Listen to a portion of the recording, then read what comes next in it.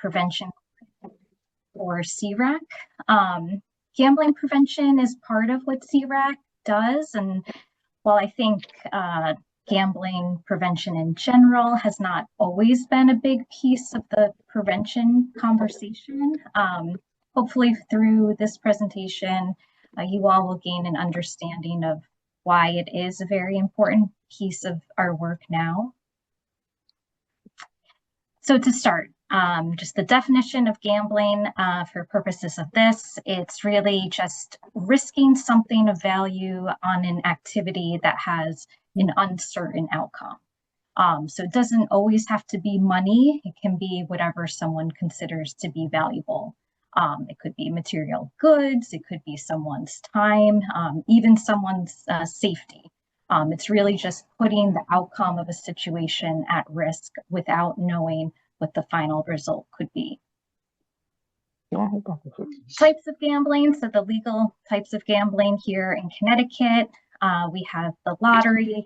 That's the most popular form of gambling. You know, we have upwards of 3,000 retailers in the state selling lottery products. So think of things like scratch-offs, Keno. There's also iLottery now. Here in Connecticut, we have Mohegan Sun and Foxwood casinos. Also off-track betting, so think of like horse racing or dog racing. Sports betting and fantasy sports, so that's definitely gained popularity. And that's not just betting on wins and losses of games, but betting in in-play bets or prop bets. So think of things like betting on what color Gatorade are they going to pour on the coach after the Super Bowl, things like that. So you don't have to know a lot about athletics to participate in that type of betting. Fantasy sports, creating your own team based on real life players. And really betting on sports can be anything from volleyball to ping pong to table tennis. There can really be a range with that. Online gambling, anything you can bet in a casino, you can bet online with now. Charitable games, so thinking of, you know, community bingo at a church, raffles, 50-50 raffles, things like that. Stock market, we put this on here too. Certainly there can be some lower risk stock market activities, so thinking of like a 401k versus something that's a lot more volatile or high risk like day trading. And then also cryptocurrency. So again, kind of that like virtual currency used to in legal and illegal gambling online. So thinking of things like NFTs. Also, we like to mention too, it's not on here, but things like skins and loot boxes. So those are typically features within video games, you know, opportunities to make purchases with unknown outcomes. So, you know, either like a loot box would be a randomized box or crate kind of earned within a game that can be purchased, but it's completely random what you may get. So it's similar to how a slot machine might work, for example. Online gambling became legal in Connecticut in 2021. So that was the biggest expansion since the casinos being built in the 90s. So that's where we've really seen kind of a shift and need in this area for gambling prevention and awareness. Gambling disorder is often called the hidden addiction. That's because it can be really difficult to diagnose. You might not know unless a person self-reports. There's no biological test. You know, you can't take a urine test or use a breathalyzer. It's not something where you're going to get those clues of smelling something on someone's breath or seeing, you know, red in someone's eyes. It can also show as a money problem. So money might be missing, someone might be asking to borrow money, it might look like there's poor financial management. It's also not self-limiting in the ways that other substances can be. So you're not going to overdose. You can gamble as long as you have access to money. And that's where you can kind of see the shift into stealing or embezzlements to kind of keep that gambling addiction going. Also, the idea is like the problem can be the solution. So someone experiencing high debts can really buy into the idea that those can be erased with a win that feels like it's just around the corner. It's also kind of an intermittent reward schedule. So if you think about it, someone is drinking alcohol, they're going to reach that end point where they become intoxicated. Whereas gambling, you're not always going to be guaranteed to get a win at the end of your gambling. Also, lack of awareness. So, this piece, as I kind of mentioned, is not always discussed when we're talking about prevention, even in schools, even though it's becoming more relevant now. Gambling is also just more glorified in the media. The risks aren't as well known in the community, which is why this conversation today is so important. And just lack of options within the legal system, for instance, when there is a gambling problem or issue. And of course, greater stigma, so an increase in shame and guilt, that human nature that folks may not ask for help until the problem really becomes a crisis because of that stigma and shame. Most of the adult population can gamble responsibly. Say responsible gambling is gambling with protective factors in place to lower any of those risks of the harmful impacts it can have. So, for example, only gambling with cash that you have for entertainment. So you're not borrowing it from a friend, you're not using a credit card for a cash advancement. Also, things like setting a time limit. So you're not playing for all hours throughout the night. So, we talk about gambling and risk and losing something of value. That can also be time, right? So setting a time limit there just to kind of help keep gambling in that entertainment, area for someone. Next, you'll see problem gambling, which is when gambling starts to cause problems in other areas of your life. Whether that's tension within a family or with a spouse or just financial issues. And really, it's no longer fun. It's not that hobby or entertainment experience. Gambling disorder is an actual clinical diagnosis made by a professional where there is a screening and an assessment process. We will take a look on that at that assessment piece on a later slide. But just to kind of give the visual, gambling really is on a continuum, just like other substances. So you'll see here, maybe the majority of people can gamble for fun, but you'll see as it kind of just gets to that end arrow where people start having problems, even in that yellow section into orange. On this slide, you'll also see noted at the bottom specific populations that are at greater risk for developing a problem, including youth, for instance. So that's why we have certain age limits when it comes to the legality of participating in gambling. You'll also see veterans being more susceptible, as well as athletes. So as I mentioned, gambling disorder is a clinical diagnosis. And on this slide, you'll see some items utilized for diagnosing a gambling disorder per the DSM-5. So I'll just put that up there for a moment for folks to look at.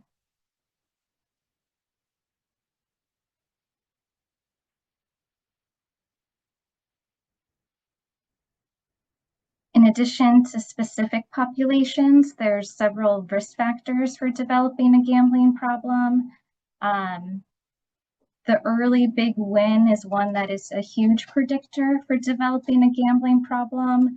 I think sometimes in telling people the space I work in gambling, I'll get the feedback of like, oh, I don't like to lose my money. Well, it was probably a blessing that they lost their money the first time they gambled, because that experience of winning right off the bat can really have a big impact. So, for instance, someone who, that is a kid, a 10-year-old that wins $50 on the first scratch off ticket ever given to them is likely to really associate lottery tickets with making money. Even though we know that the odds of winning are unlikely, this scenario, also falls under another big risk factor of early access to preferred form of gambling. So a 10-year-old that has access to lottery products is likely to play more often. And, just to kind of put into perspective, their brain is still developing, so that impact can really be huge. Also, holding mistaken beliefs about the odds of winning is another really big risk factor. So, really trying to put the messaging out there of the principle of the house edge, which basically means that at the end of the day, the house will win every time. Um, Casinos, lottery, sports books, other retailers, they're always going to win. And the odds of the games are set that way to ensure the operators still make money, even if, we hear about big wins here and there of people. So you can just take a look at some of those other risk factors. And just important to note, the more factors that apply, the more likely a person is to develop a gambling problem. Equally important to mention is that even if someone meets every single risk factor on this list, it's not destiny. It doesn't mean that you will develop an addiction. It just means to have an extra eye out, watch your behaviors a little closer and understand, the reason why you are gambling if you're choosing to. So just having that self-awareness. And then for any of us, once gambling is no longer fun, that's a really big indicator that it could be a good time to seek out some support. So for visual, 1 to 2% of the Connecticut population may sound small, but that's enough people to fill Yankee Stadium with folks left standing. And just to kind of make that impact even wider, it's important to know that on average, one person with a gambling addiction impacts 7 to 20 others. So that's a few more baseball stadiums. And these people could be family members, friends, co-workers, or just other important people in someone's life. And I mentioned that just because it means that you likely know someone who has a gambling disorder or has been impacted by someone's gambling disorder. So it might be more prevalent than you think. I won't read everything here, but to pull out, 77% of people with a gambling disorder have had suicidal thoughts. So, that's where, keeping an eye on this is particularly important. 1 in 5 people have been impacted, or 1 in 5 people impacted by problem gambling have attempted suicide.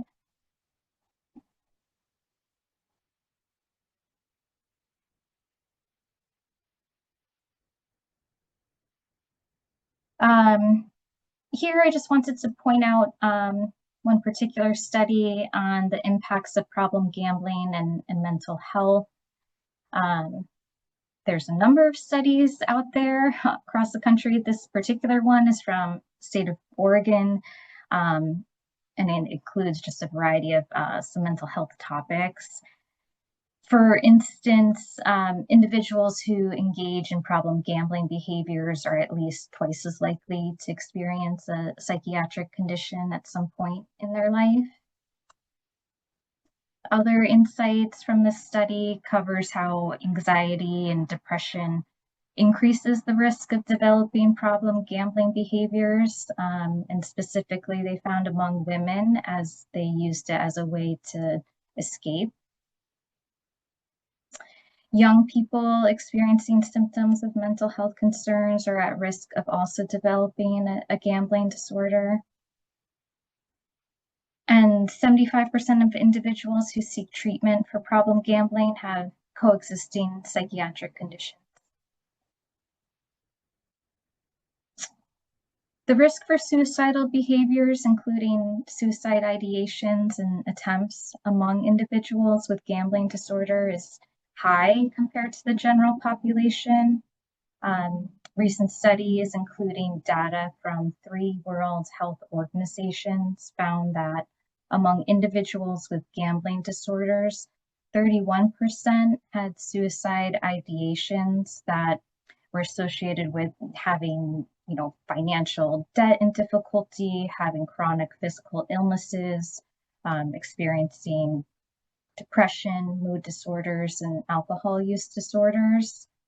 You'll also see here 17% had made a plan for suicide and 16 made an attempt. This study also concluded that the most prevalent co-occurring conditions with gambling disorders are substance use disorders and mood disorders. Also important to note that problem gambling has the highest suicide rate of all addictive disorders. So I think, looking at, how are we screening folks who are getting treated for one thing and making sure we're putting an assessment on gambling behavior on the radar too. Warning signs for suicide and gambling disorder are really similar, as you'll see. Just the differences to point out with gambling, signs can include financial losses, also situations where gambling problems become like legal problems or become a public knowledge. And specifically, another warning sign is that feeling of loss of hope that someone can stop or control their gambling. That would be another warning sign. Heavy debts can make the individual feel like suicide is the only solution. If you think about someone in the scenario where they have just gambled and lost their whole retirement for them and their spouse, or lost their child's college fund, and how that loss can really contribute to feelings of shame. Shame at its core is seen as a negative judgment of self, whereas guilt is concerned with one's behavior. Several studies described how gambling either created or worsened feelings of shame and guilt, eventually leading to a suicide or suicide attempt. Literature suggests that shame may be particularly harmful, even in a subtle way, due to its close ties with an individual's sense of self. Shame is closely linked to with various psychological difficulties, including depression, psychosis, and PTSD. So, some of our aim here in talking about this and, all of the programs we do is to really try to help open safe space to talk about shame. Just a little plug, we are fortunate here in Connecticut to have CCPG's helpline, where a trained clinician or peer support specialist is going to answer a phone call in a non-judgmental and confidential way and listen, as well as here in Connecticut, we have gambling-specific treatment programs like Better Choice. So just to go through these definitions: suicidal ideation, thinking about, considering or planning suicide, and then a suicide attempt, so a non-fatal, self-directed, potentially injurious behavior with the intent to die, and suicide, the act of taking one's own life intentionally. So we've learned that there is significance in language when we are talking about suicide that can make a positive difference.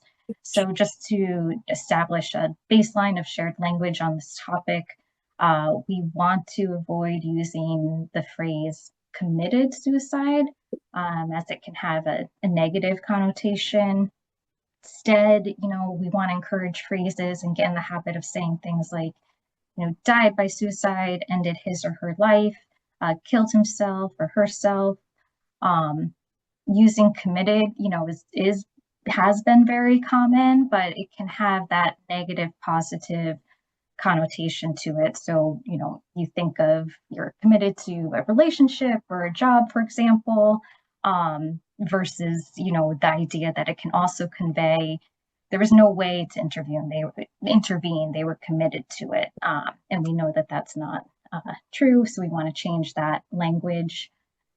When talking about suicide and suicide attempts, we avoid referring to suicide attempts as failed or successful, just because it's not really necessary. And those words, when you think about it, really do imply a judgment. And what we know is that stigma in this area isn't helpful. So being really mindful of that, and instead, swapping in and encouraging people to use phrases such as suicide attempt, death by suicide. So, some folks on this call may be aware of that, but just, making sure we're putting that messaging out, educating the public about suicide. It's so important for encouraging help seeking and raising awareness of risk within vulnerable populations, and also just being able to advocate for new interventions and prevention strategies for those at risk. When suicide is talked about safely and accurately, like, we can reduce the likelihood of its occurrence. Can be overwhelming to think about, but these things can really make a difference. And we do want to change how society understands mental health and suicide, because, bottom line, when we open up and connect, talk can really save lives. Just as we saw with gambling, there are certain populations at a greater risk for suicide. So I'll just keep this up here for a minute.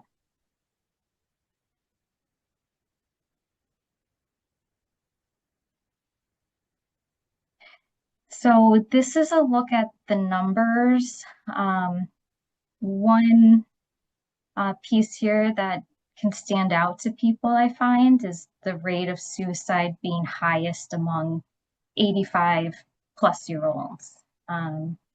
Also, just to really take in that over 12 million people have thought about suicide. So these are some big numbers.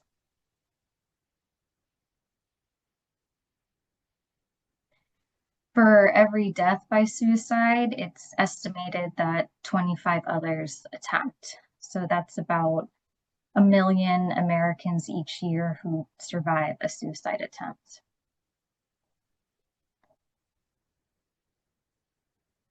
We've also learned that most people who are suicidal are ambivalent about taking their life.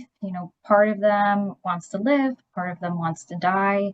So if you think about, scenarios where there has been a loss and people are surprised or, shocked because that person was just talking about future plans, they were excited about college or going to the prom.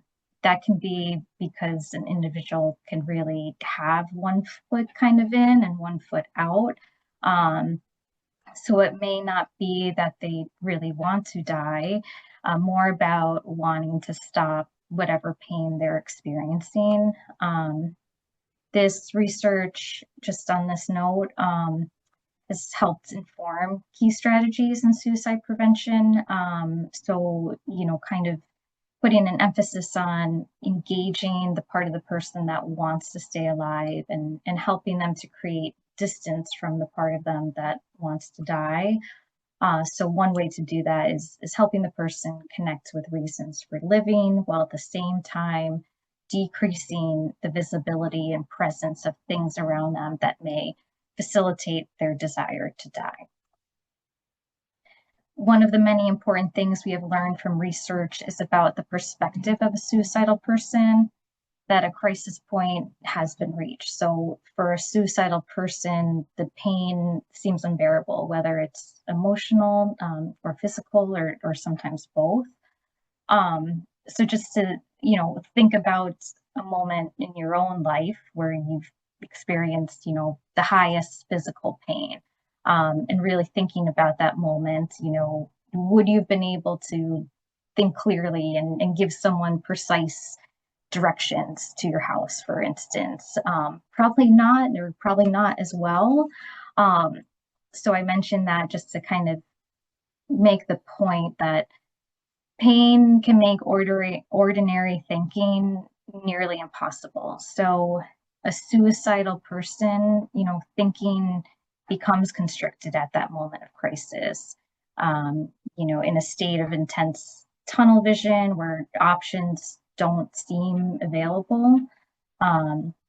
Someone who considers suicide can't foresee a time when that pain will go away.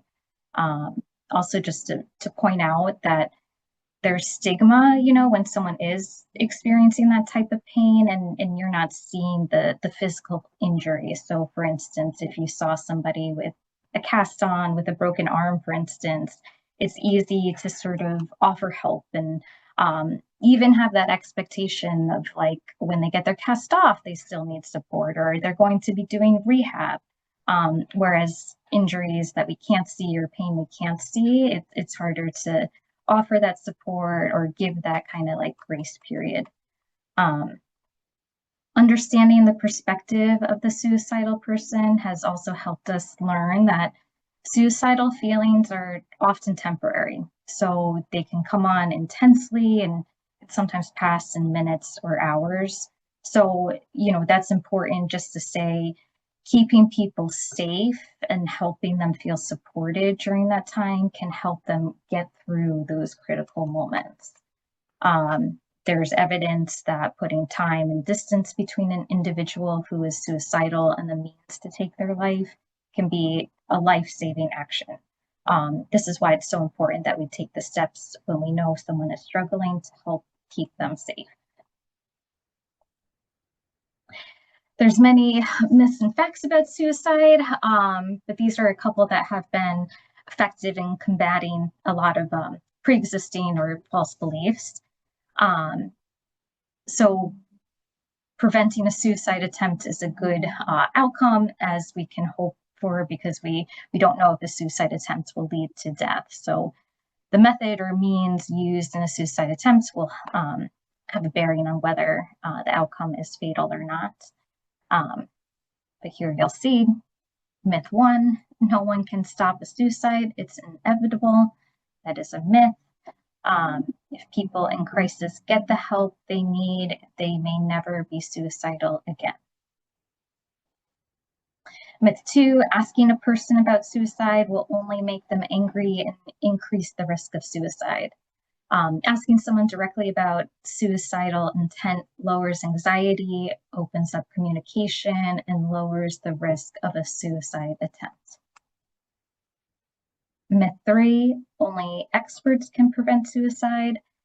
The actual fact is suicide prevention is everybody's business, and anyone can help prevent the tragedy of suicide. For people considering suicide, keep their plans to themselves. That's a myth. Fact is actually most people considering suicide communicate their intent sometime during the week preceding their attempt. Myth 5, those who talk about suicide do not do it. That's a myth.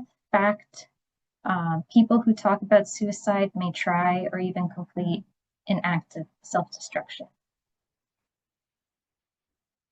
Myth 6, once a person decides to complete suicide, there's nothing anyone can do to stop them.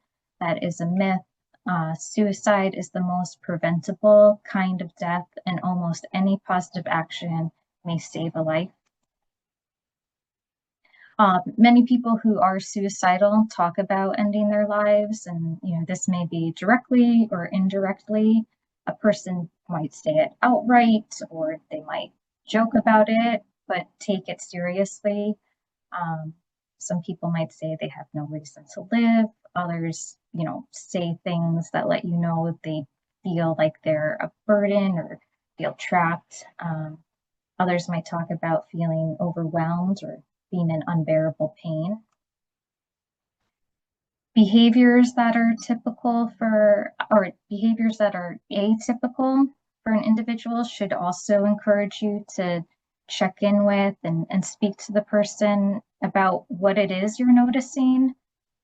People thinking about suicide can display certain behaviors.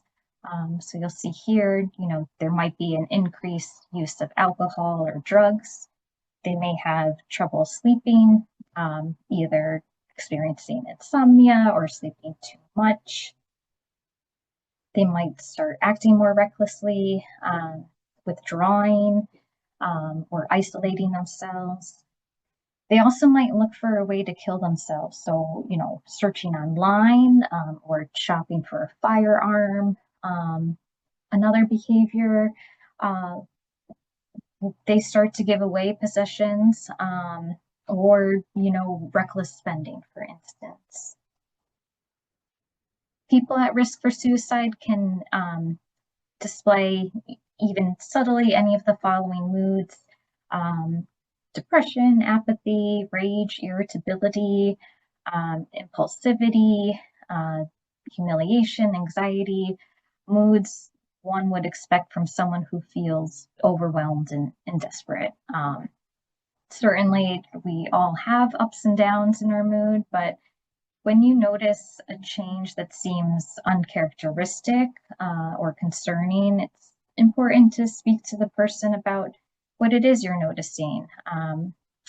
For example, sudden or unexplained happiness, if that's unusual or atypical for someone, can indicate that the individual has decided on a plan and is relieved that they will no longer be in pain. So that's a lot of things to look for. But to sum it up, look for changes in behavior and trust your instincts. Assume that you are the only one who is going to reach out.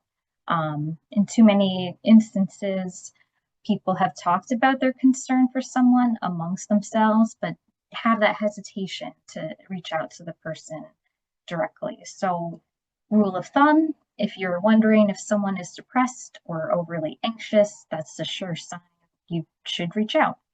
And the same goes for you. So, for ourselves, if you are having suicidal thoughts, that's a sure sign that you need to seek help. 988 is available 24/7. And then just a reminder too, if you have reached out to someone before, reach out again. The first time the person may not be receptive, so keep trying. Try talking to someone else or with a professional, too, if you need that support. And even if you have that conversation with someone and it turns out suicide is not a concern, they may still have other distress in their life, and it can be a comfort to know that someone cares about them and they are being supported, and that you took the time to listen. It's important to have caring, supportive conversations when you are worried about someone, and to give them that space and allow them to share what they're experiencing. A conversation really is an act of caring, and it allows you that time and space to gain more information about their level of distress. The goal is to help someone get the help they need, or get to the help they need. That can look different depending on the person. There's various paths. It could be, for someone, counseling or medication or an inpatient stay, etc. But it can all really start with a conversation. So how do you reach out to someone? Kind of best practices, talk to them in private, really listen to their story. You can express concern and caring. It's okay to directly ask about suicidal thoughts. Don't be afraid to ask the question, are you thinking about suicide? Just to reiterate, asking someone if they are thinking about killing themselves is not going to put the thought into their head. Encourage someone to seek mental health services. If they are in crisis, if it does seem like there's a crisis, take them to help or utilize dialing 988. Some things to avoid when talking with someone who might be suffering from depression or anxiety, trying to be mindful about, avoiding minimizing their feelings. Those of us who may not have experienced major depression, like literally can't imagine what it feels like. Avoid trying to convince them life is worth living. So kind of a time and place. If a person is nearing a crisis point, they're not thinking clearly. So to have like a philosophical debate about life worth living tends not to be helpful at that time.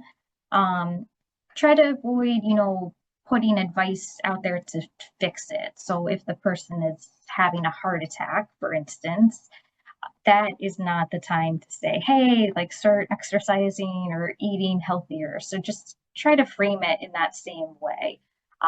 If someone's in crisis, it's getting them the help and that they need to get through that moment. If they are in crisis, what they need is to be heard and then led to help. So listen to their story, offer to help them find a health professional, help them take active steps towards keeping their environment safe. Here is just a short video of one person sharing their experience with problem gambling and suicide.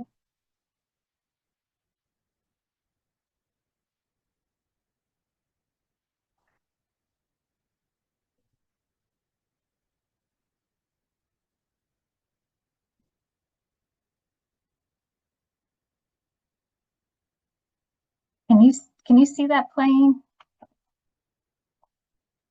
Katie, we can see the video. It's not currently playing and there's no sound.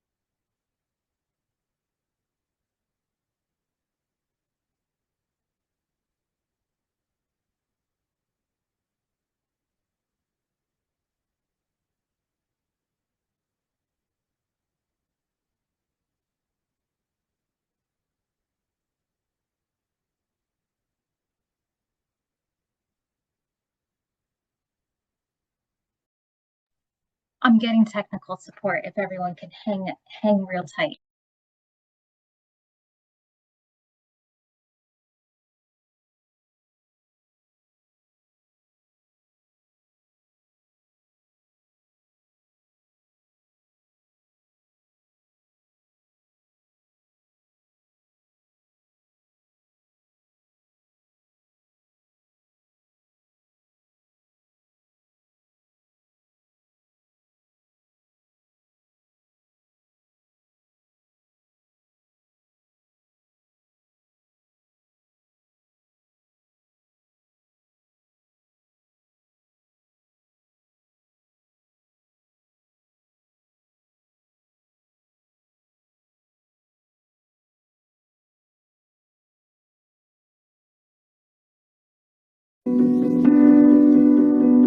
Well, I started gambling at school, just games of chance, throwing coins against the wall. When I was 18, I started gambling on horses. It just progressed more. The bets got bigger and bigger, and there were more things. I was not just betting on horses, I was betting on dogs, which I knew nothing about at all, football, rugby. I don't even know how I functioned. I'd got 8 credit cards, 13 bank loans, got a secret bank account.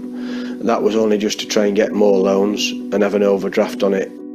In 2003, I started taking money from work, small amounts, but that over the next 4 years quickly progressed to large amounts. The shame of what I was doing and what would be brought on my family was too much to bear at times, and I probably for the last 6 months while I was gambling constantly thought about going to Bradfield, local beauty spot, and taking my own life. It came to a head and I was arrested for a theft of £315,000, and I received a prison sentence of 3 years. And my kids didn't know I was going to go to prison. I'd say goodbye to them at the door, and that was probably one of the hardest things I've ever done. My parents, they were incredibly supportive and they stood by me. They knew that all the good I'd done in my life, this bad period, they were going to help me through it. Not just with emotional support, but financial. And from then on, you know, went through prison, learnt new trades, got a new job. I'm a landscape gardener for Sheffield University now. Don't earn a lot of money, but I don't gamble and I'm incredibly happy. The fact that we've now got a northern gambling clinic where people have been trained in this specific addiction is just incredible, and it's going to help a lot of people have a good life.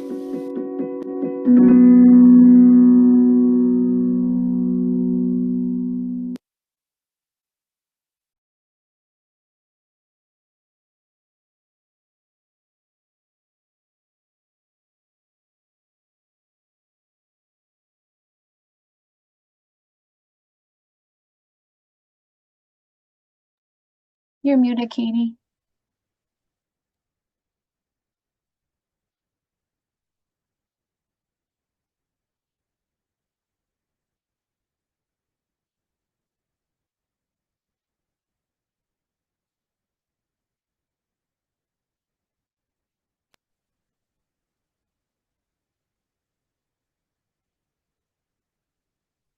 Okay, you can hear me? Yes. Yeah, thanks. And I want to say again, there is help and there is hope. Protective factors that can be applied in a variety of channels, you know, is with individuals, so equipping individuals with coping skills, also developing relationships and connections can be a protective factor, community protective factors, and really as a society, working to reduce stigma when it comes to accessing help. All are protective factors that we can work towards.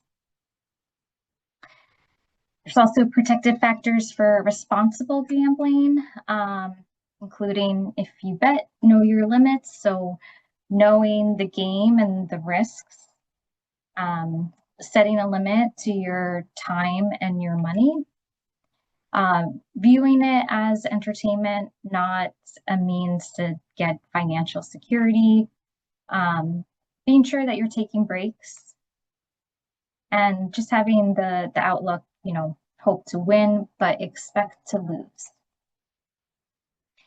So having a conversation around gambling concerns, some questions to consider discussing when you are worried about someone, or want to kind of dig into what might be going on.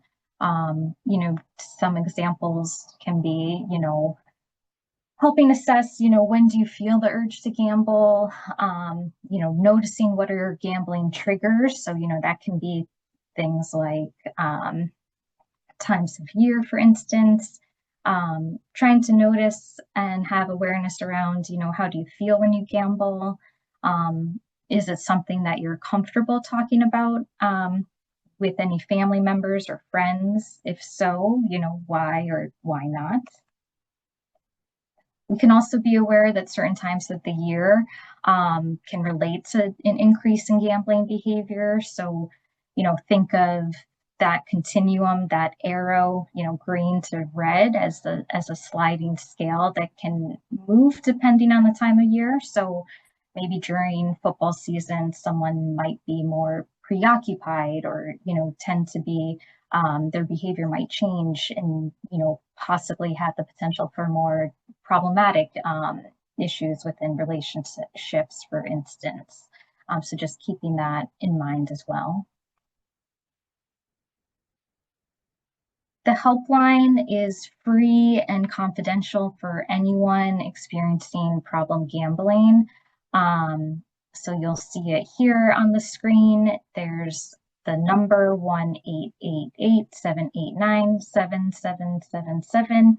There's also a text feature and a live chat that folks can utilize.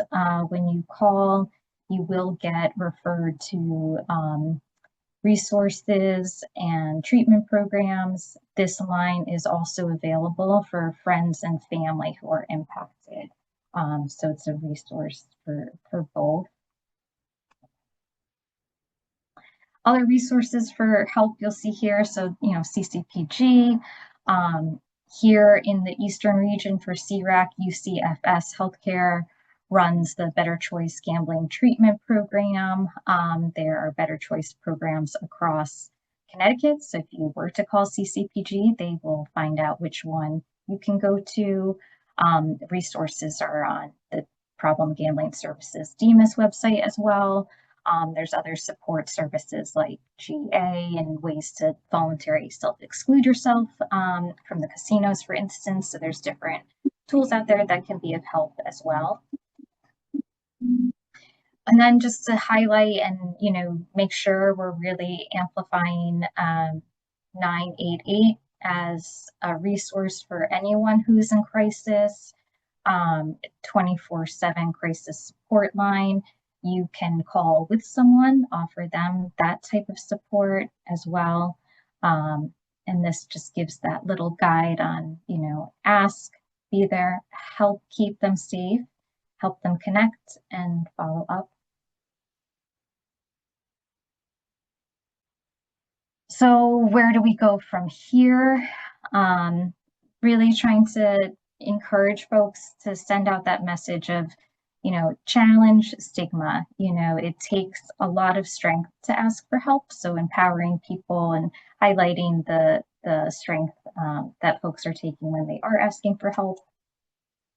Remembering that we can tweak our language and that can make a difference. So using appropriate language when we are talking about suicide. Don't be afraid to start the conversation. Like I said, reaching out to someone to say that you're concerned and here's why, here's what I'm noticing, or, why I'm concerned. And even if it turns out that suicide is not something that they're thinking about, that support can still be a really positive experience for that person. Identify your local resources. So of course we have 988, CCPG, 211. There are resources, and we'll hear later today towards the end of the conference of different resources here locally, but have those in mind as well. Give away what you've learned, share this knowledge, be a messenger. You never know, kind of sharing these little seeds where they can go and the ripple effect that they can have. This is a community effort for sure. Continue to educate yourself and stay informed. Life is about, learning. So we encourage that. Thank you for participating in this today. And then a little plug, join your regional gambling awareness team throughout the state. In every region, we run gambling awareness team meetings. CCPG often runs professional development programs that are free.